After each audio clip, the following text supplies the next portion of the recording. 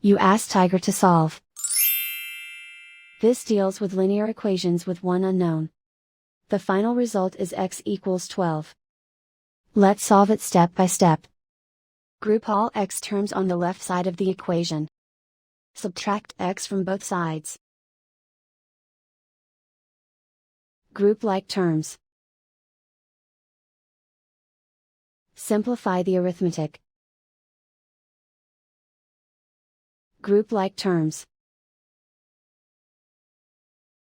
Simplify the arithmetic.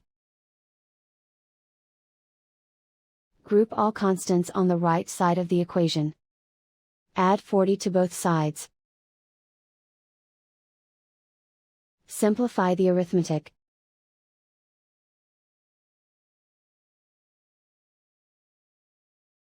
Isolate the x. Divide both sides by 4. Simplify the fraction. Find the greatest common factor of the numerator and denominator. Factor out and cancel the greatest common factor. And so the final result is x equals 12.